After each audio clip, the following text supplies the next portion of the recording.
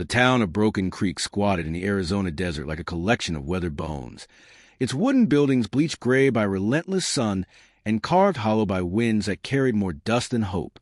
On this particular morning in September of 1887, the main street buzzed with energy that had nothing to do with commerce and everything to do with the peculiar madness that seized frontier communities when blood was in the air.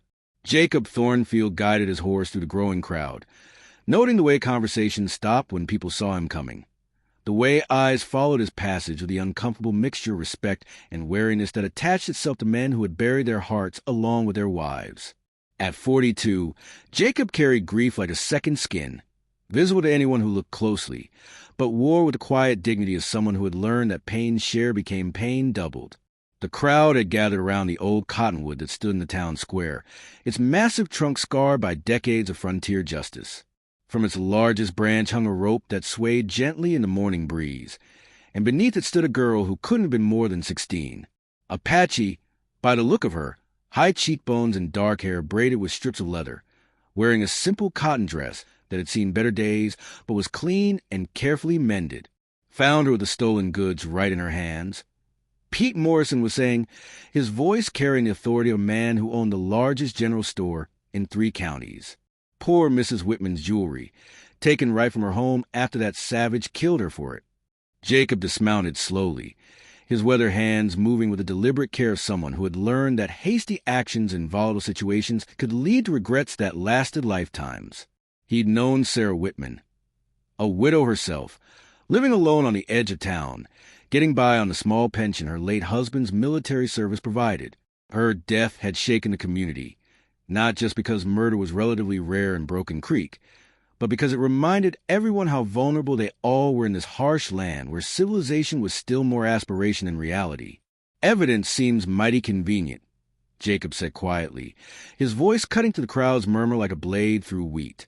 Girl just standing around with stolen goods after committing murder? Either she's the stupidest criminal in the territory, or someone wants us to think she's guilty. Pete Morrison's face flushed red above his carefully waxed mustache. You questioning my word, Thornfield?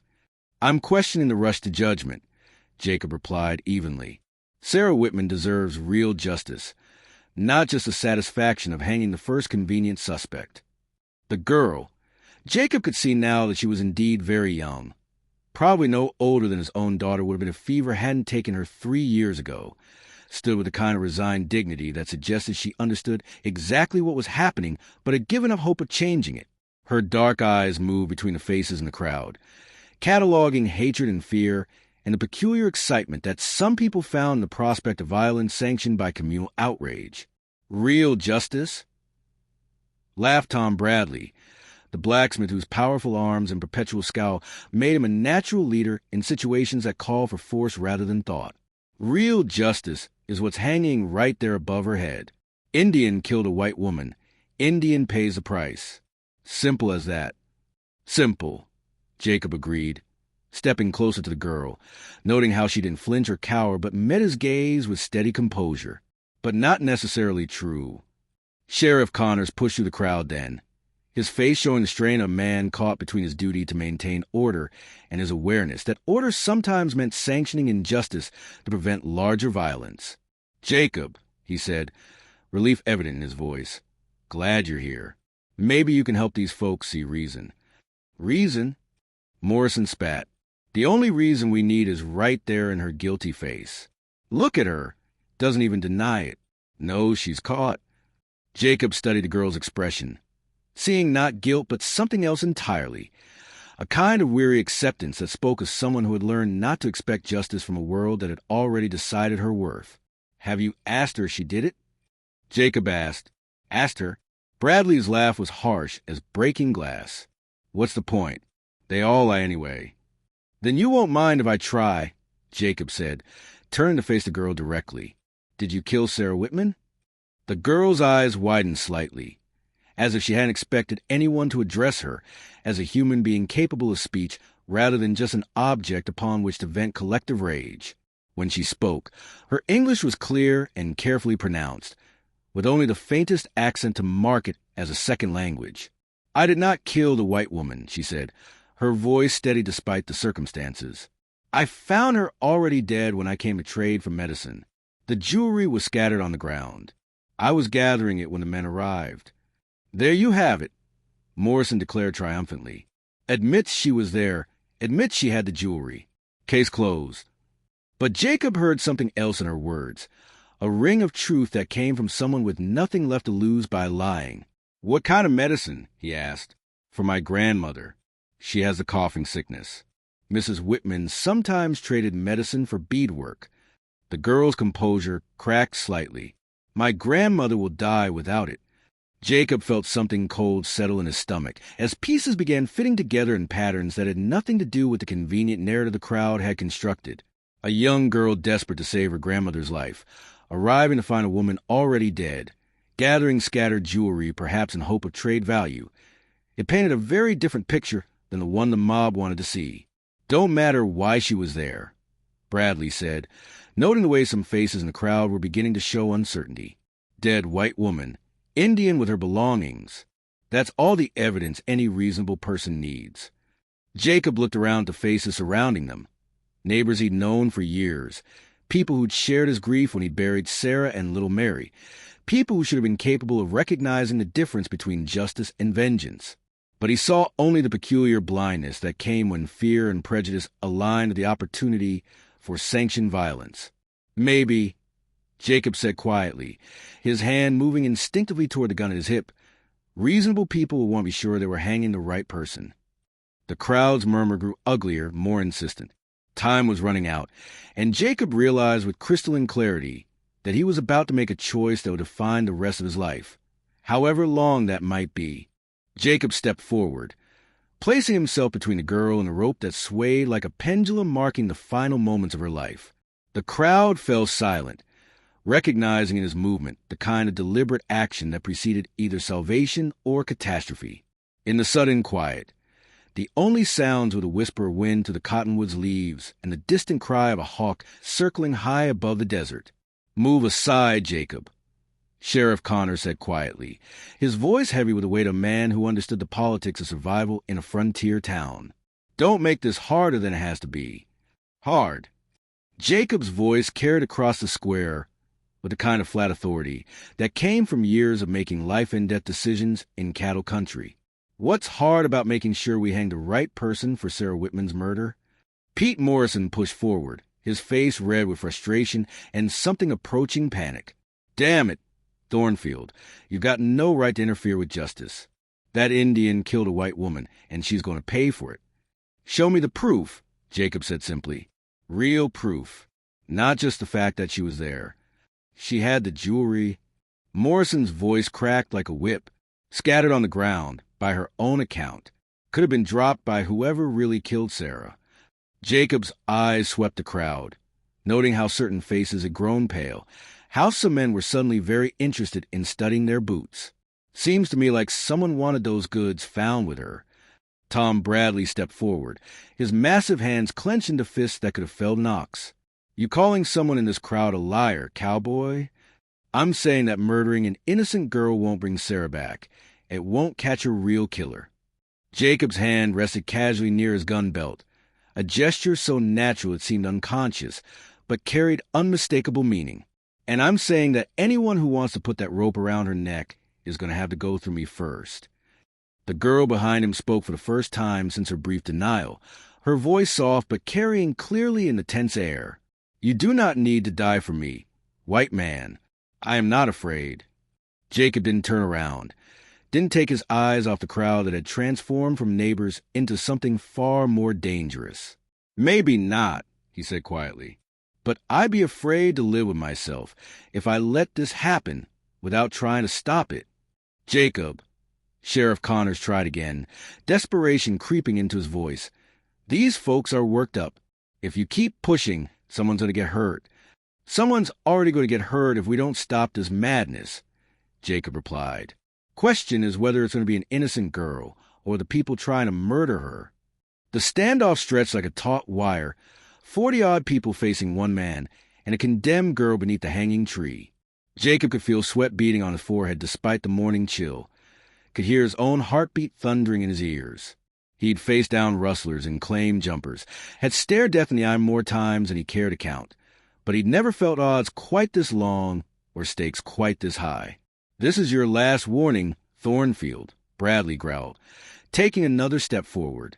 "Move, or we'll move you." "Try it," Jacob said simply. The moment balanced on a knife's edge. Jacob could see the calculation in Bradley's eyes, the weighing a desire for violence against the very real possibility that several men would die before this was finished. The blacksmith was strong, but Jacob was fast, and everyone present knew his reputation with a gun. In a fair fight, Jacob would probably win. But this wouldn't be a fair fight. It would be one man against a mob, and mobs had their own brutal mathematics. Then, into the charged silence, came a sound that froze every person in the square, the rhythmic thunder of many horses approaching at speed. The crowd turned as one toward the sound, and Jacob felt something cold settle in his stomach as he counted the riders cresting the hill that overlooked the town. 50, maybe 60. Apache warriors in full regalia, war paint bright against copper skin, weapons glinting in the morning sun. They rode with the fluid precision of men born to the saddle, their horses moving like flowing water across the desert landscape. At their head rode a figure that commanded immediate respect, an older man whose bearing spoke of natural authority, whose scarred face told stories of battles fought and survived. "Jesus Christ," someone in the crowd whispered, the words carrying clearly in the sudden, absolute silence. The warriors reached the edge of town and stopped, forming a perfect line across the main street. They said nothing, made no threatening gestures, simply sat their horses and watched the scene in the town square with the patient attention of predators who had all the time in the world. "What do they want?" Sheriff Connors asked, his voice barely above a whisper. Jacob looked at the girl behind him, noting the way her face had changed, not with relief, exactly, but with something approaching recognition. "I think," he said slowly, "we're about to find out." The Apache war chief urged his horse forward, approaching the crowd with the deliberate dignity of someone conducting important business. When he spoke, his English was accented but clear, carrying easily across the silent square. "I am Black Hawk of the Chiricahua Apache," he said, his voice holding the authority of someone accustomed to being obeyed. "The girl you seek to hang is under my protection. Any harm that comes to her will be answered." The crowd seemed to deflate like a punctured balloon, the earlier bloodlust evaporating in the face of very real, very immediate danger. 60 Apache warriors represented more military force than the town could hope to resist, and everyone present understood that the situation had just changed in fundamental ways.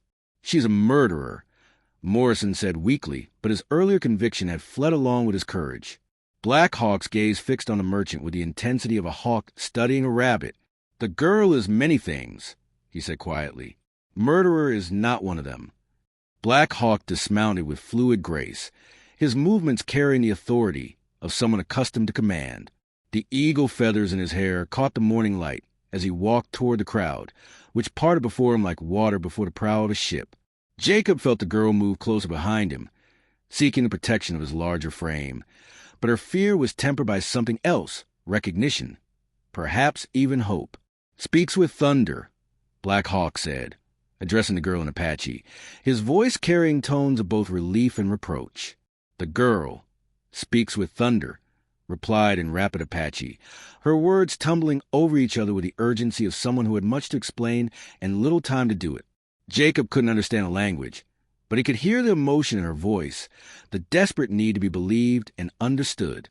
Black Hawk listened without interruption, his weathered face showing no emotion as his granddaughter recounted the events that had led to this moment. When she finished, he nodded once, then turned his attention back to the crowd of white faces that watched him with barely controlled terror. 3 days ago, Black Hawk said, switching back to English, "This girl left our camp to seek medicine for her grandmother, who suffers from a white man's coughing sickness.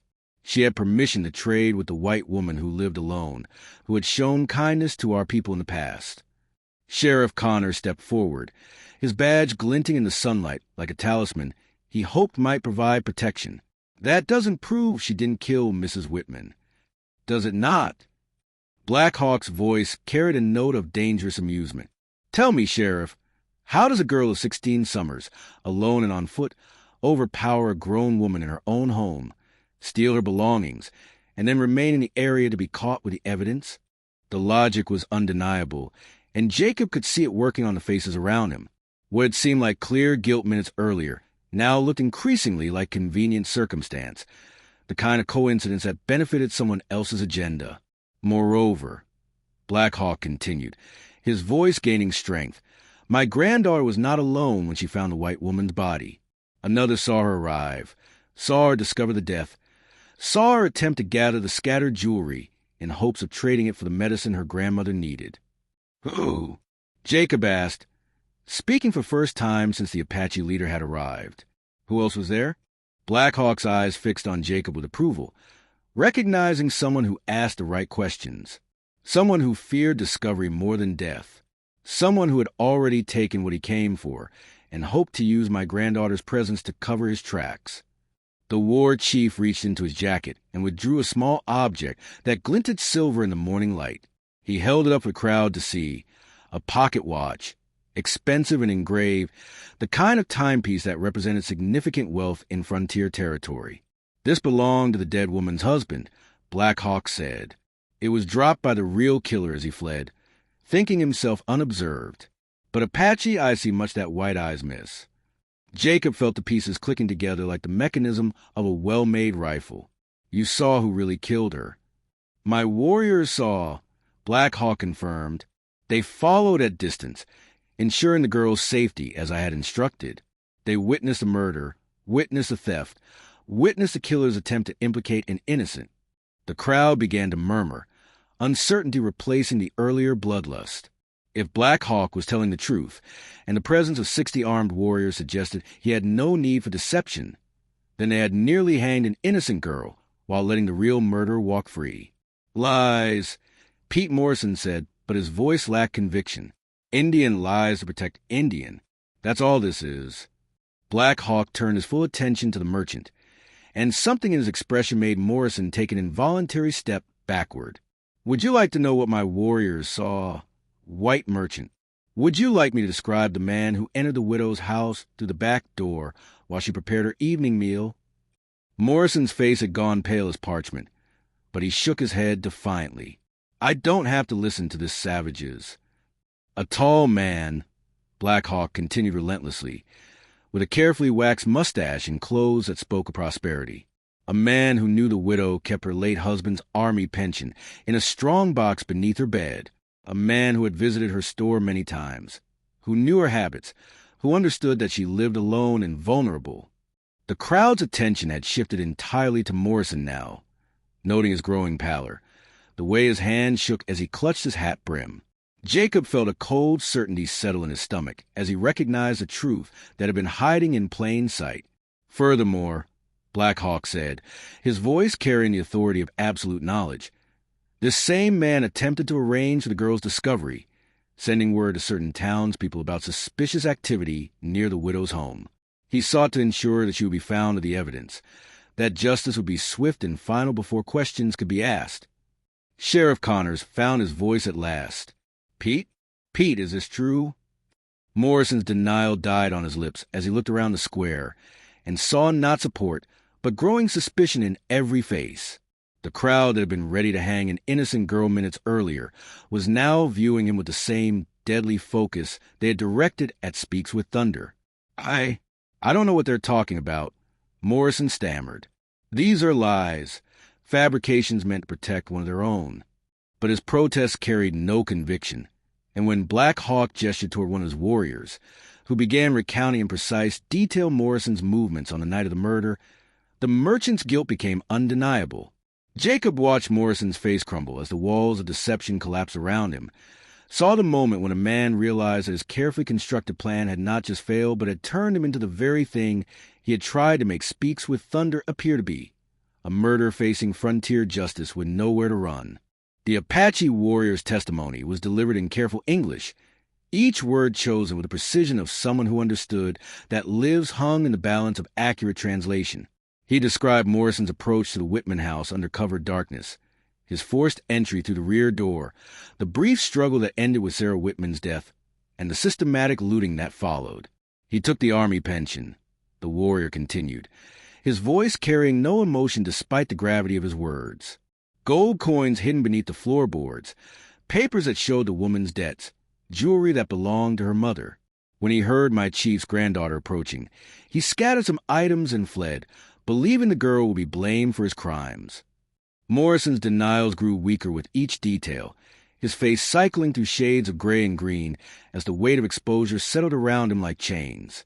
The crowd that had been baying for Apache blood minutes earlier now turned their attention to one of their own, and the shift in mood was palpable, betrayal cutting deeper than any racial hatred could reach. "Pete," Sheriff Connor said quietly, his hand moving instinctively toward a sidearm, "I need you to come with me. We need to talk about this." "Talk about what?" Morrison's voice cracked like breaking glass. "You're going to take the word of savages over one of your own? I've lived in this town for 8 years. I've contributed to its growth, its prosperity.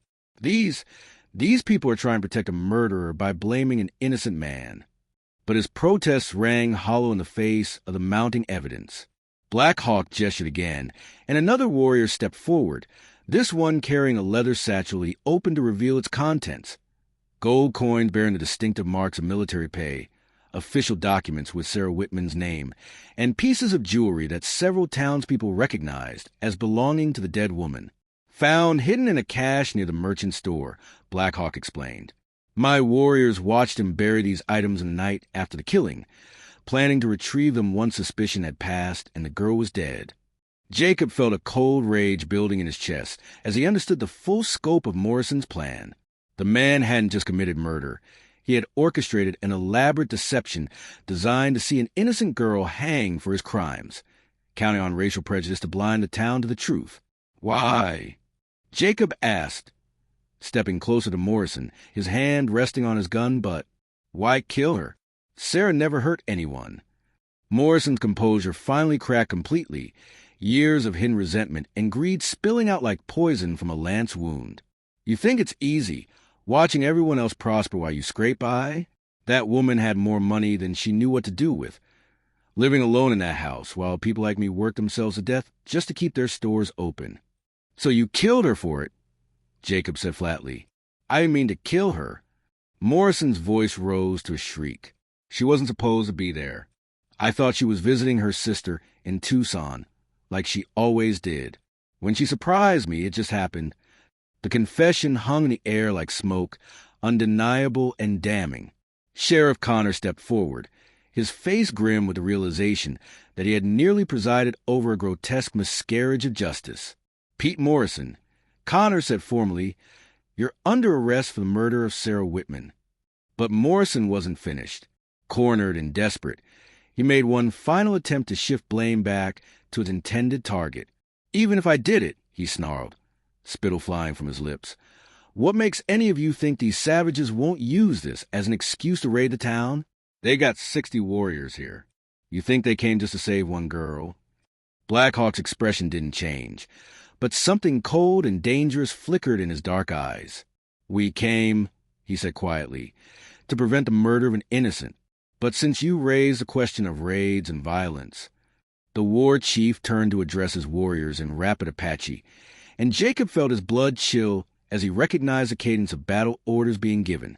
The warriors responded with sound like controlled thunder, their voices raised in unison as they acknowledged their leader's commands. "What did you tell them?" Sheriff Connors asked, his voice tight with fear. Black Hawk's smile was sharp as a blade. "I told them that any man who would murder a defenseless woman and then seek to hang an innocent girl for his crimes has forfeited any claim to honorable treatment. I told them that such a man deserves the justice of the desert." Morrison's face went white as bleached bone. "You can't, the law. I demand a trial." "You demanded no trial for my granddaughter," Black Hawk pointed out with devastating logic. "You were prepared to see her hanged based on planted evidence and racial hatred. Why should you receive better justice than you were willing to give?" Jacob found himself caught between competing definitions of right and wrong. Morrison deserved punishment. That was beyond question. But the prospect of Apache justice being administered in the town square would likely lead to retaliations and counter-retaliations that could engulf the entire territory in blood. "There's another way," Jacob said, his voice cutting through the tension like a knife through rope. "Give him a fair trial. Let a jury hear the evidence and decide his fate according to law." Black Hawk studied Jacob with eyes that seemed to see into his soul. "And if this jury decides that a white man's life is worth more than Apache testimony, if they choose to believe comfortable lies over uncomfortable truths?" It was a fair question, and Jacob had no easy answer. Frontier justice was notoriously unreliable when it came to crimes involving different races, and everyone present understood that Morrison's chances of conviction were far from certain, despite the overwhelming evidence of his guilt. "Then I'll stand with you in demanding real justice," Jacob said finally. "But give the law a chance to work first. If it fails, well, I reckon you'll still have 60 warriors and plenty of desert to dispense the justice he deserves." The standoff stretched like a wire drawn to breaking point, two concepts of justice weighing against each other in the balance of practical politics and moral necessity. Around the square, the townspeople watched and waited, understanding that their response to Black Hawks often would determine not just Morrison's fate, but the future relationship between their community and the Apache Nation. In the end, it was Speaks with Thunder who broke the silence, her clear young voice carrying across the square with the authority of someone who looked death in the face and emerged unchanged. "Grandfather," she said in English, ensuring that everyone present could understand her words, "let the white man's law triumph first. If it fails, then we will know that their justice is as empty as their promises. But if it succeeds—" She paused, looking directly at Jacob. "If it succeeds, then perhaps there is hope for understanding between our peoples."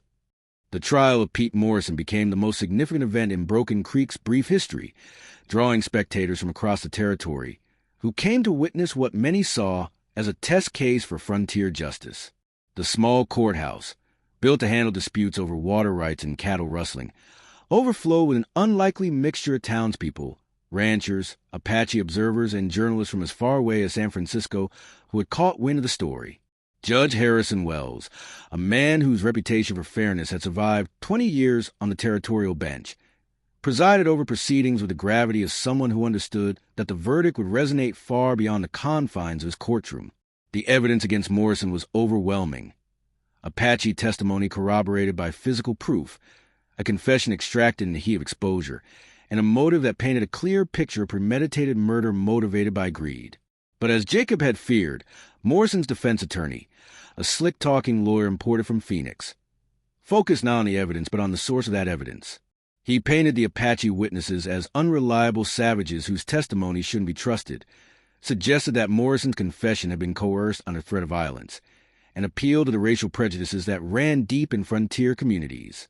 "Gentlemen of the jury," the defense attorney concluded his closing argument, "are you prepared to hang a white man based on the word of Indians? Are you willing to set a precedent that values Apache testimony over the life of a Christian businessman who has contributed to this community's growth and prosperity?" Jacob sat in the packed courtroom, feeling the weight of Speaks with Thunder's presence beside him. Black Hawk had honored his agreement to let white justice take its course, but 60 Apache warriors remained camped just outside town, a constant reminder that other forms of justice were available if this one proved inadequate. The jury deliberated for 3 hours, longer than Jacob had hoped, shorter than he had feared. When they returned, their faces showed the strain of men who had wrestled with questions that had no easy answers. The foreman, a rancher named Bill Hendricks, whom Jacob had known for years, stood to deliver their verdict with obvious reluctance. "We, the jury, find the defendant, Pete Morrison, guilty of murder in the first degree." The courtroom erupted in a mixture of relief and outrage, with Morrison supporters protesting the verdict, while others expressed satisfaction that justice had been served. But Jacob's attention was focused on Black Hawk, whose stoic expression revealed nothing of his thoughts as he absorbed this unprecedented validation of Apache testimony in a white man's court. Judge Wells called for order, then addressed Morrison directly. "Pete Morrison, you've been found guilty of the murder of Sarah Whitman. Under the laws of Arizona Territory, I sentence you to hang by the neck until dead, sentenced to be carried out 1 week from today." Morrison's face went ashen, but he made no protest. Perhaps he understood that his narrow escape from Apache justice made territorial law seem merciful by comparison, or perhaps the weight of his crimes had finally penetrated his self-serving delusions. Either way, he accepted his fate with a silence that spoke louder than any protest could have. As the courtroom began to empty, Black Hawk approached Jacob with measured steps, his expression unreadable. "Your people's justice has proven more honest than I expected," the war chief said quietly. "This gives me hope that understanding between our peoples may yet be possible." "It's a start," Jacob agreed. "But it's only a start. One fair trial doesn't erase decades of broken promises and mistrust." "No," Black Hawk acknowledged. "But it suggests that some white men still remember what honor means. You risked your life to save my granddaughter from injustice. That debt will not be forgotten." Speaks with Thunder stepped forward, her dark eyes bright with intelligence and something that might have been affection. "The medicine I sought for my grandmother," she said to Jacob. "Will you help me find it? I have silver to trade, honestly earned silver." Jacob nodded, understanding that she was offering him something more valuable than payment. The opportunity to complete the mission that had brought her to Broken Creek in the first place, to ensure that her courage in the face of death had not been wasted. "I know we can find what you need," he said. "And I don't want your silver. Consider it payment for a lesson in courage that I won't soon forget." As they walked together toward the doctor's office, Jacob reflected on the strange turns that life could take. A week ago, he had been a lonely widower drifting through his days with no purpose beyond simple survival. Now he found himself at the center of events that might reshape the relationship between two peoples who had learned to see each other only as enemies. It wasn't the life he had planned. But then again, the best things in life rarely follow plans. Sometimes, Jacob thought as he watched Speaks with Thunder bargain with the doctor in careful English, the greatest victories came not from grand gestures, but from simple acts of decency performed when no one was watching, except that someone was always watching, and acts of honor had a way of echoing across generations in ways their authors never imagined. The sun was setting over Broken Creek as Jacob helped Speaks with Thunder secure the medicine her grandmother needed, painting the desert sky in shades of gold and crimson that reminded him why he had fallen in love with this harsh, beautiful land in the first place. Tomorrow would bring new challenges, new opportunity for understanding or conflict between peoples who shared the same earth, but often seemed to inhabit different worlds. But tonight, as Apache and white worked together in the fading light, the future held possibilities that neither fear nor prejudice could extinguish. And sometimes, Jacob reflected as he prepared for the ride back to his lonely ranch, that was enough, not perfect, but enough to build on, enough to hope for, enough to justify the risks that honor sometimes demanded. 6 months after Pete Morrison's execution, Jacob Thornfield found himself riding across a range that had become as familiar as his own ranch, the trail between Broken Creek and the Apache winter camp, where Black Hawk's people had settled into an uneasy peace with their white neighbors. What had begun as a simple act of moral courage had evolved into something neither side had expected, a genuine friendship that bridged cultures and created possibilities where none had existed before. The changes in both communities were subtle but profound. Broken Creek's merchants had discovered that Apache craftswork commanded premium prices from Eastern buyers hungry for authentic Western artifacts, while the Apache had learned that certain white traders, carefully vetted by Jacob and Black Hawk, could be trusted to provide fair value for goods and honest dealing in times of need. It wasn't perfect integration, but it was progress measured in small acts of mutual respect rather than grand gestures doomed to failure. Jacob's own transformation was perhaps the most remarkable of all. The solitary grief that had defined his existence for 3 years had given way to purpose, as he found himself serving as an unofficial liaison between two worlds that desperately needed to understand each other.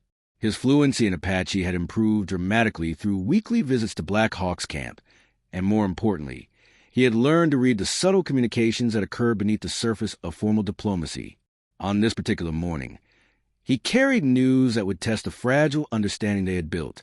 Territorial officials in Phoenix were pressuring local communities to support a new military campaign against hostile Apache bands, using fear and manufactured incidents to justify actions that would inevitably sweep up peaceful peoples along with any genuine threats.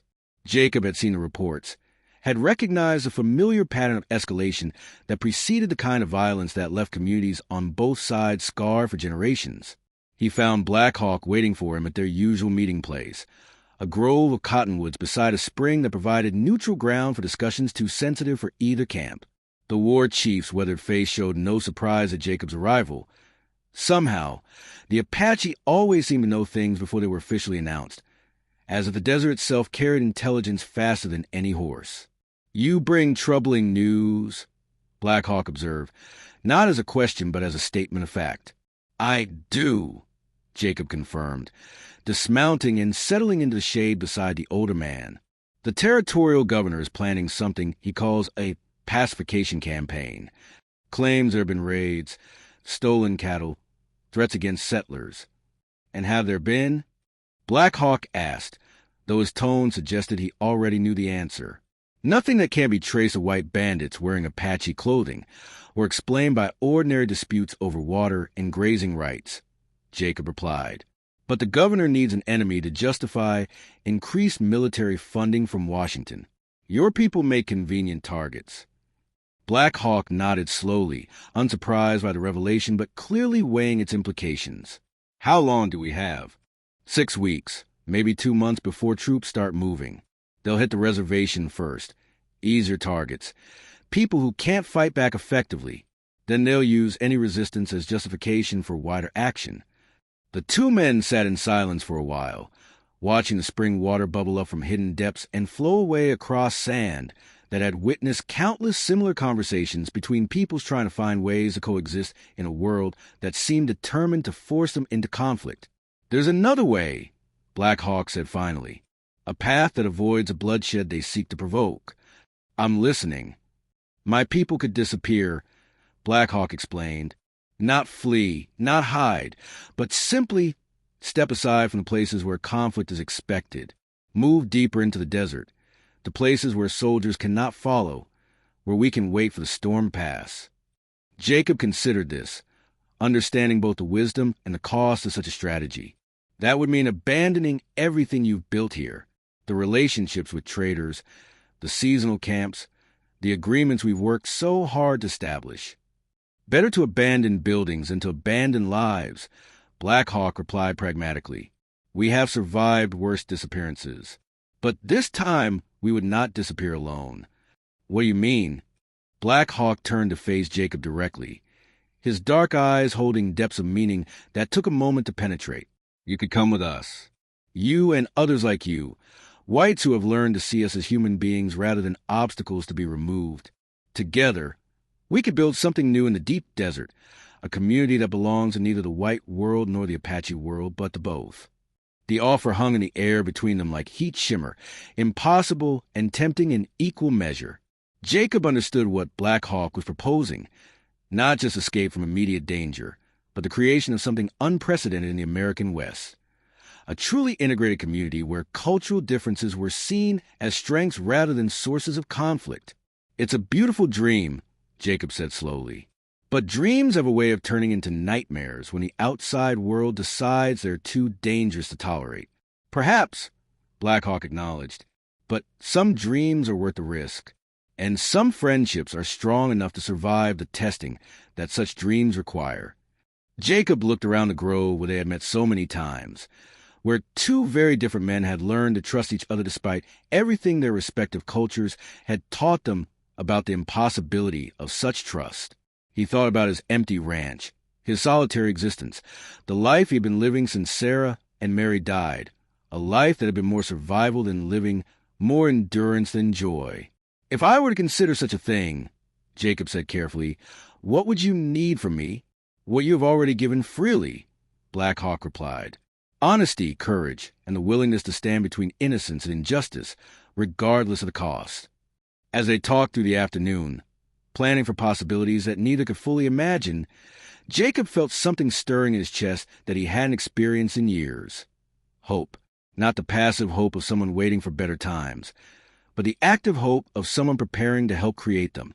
When they finally parted, with arrangements made for future communications and tentative plans sketched for challenges ahead, Jacob rode back toward Broken Creek, with a sense of purpose that transformed the familiar landscape into something rich with potential.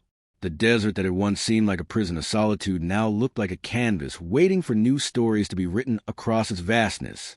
Behind him, Black Hawk watched until horse and rider disappeared into the heat shimmer, then turned toward his own camp with news that would challenge his people's understanding of what alliance could mean between former enemies. The future was uncertain, dangerous, and full of possibilities that would have been unthinkable 6 months earlier. But then again, the most important changes often began with the simplest acts: a man stepping between a girl and a noose, a culture choosing honor over hatred, two peoples discovering that the courage to trust could be stronger than the fear that kept them apart. In the end, Jacob reflected as he watched the sun set over the desert that might soon become his permanent home. That was all any of them could do: choose courage over fear, understanding over prejudice, hope over despair, and trust that such choices, however small they seem at the time, could echo across the years in ways that changed the world.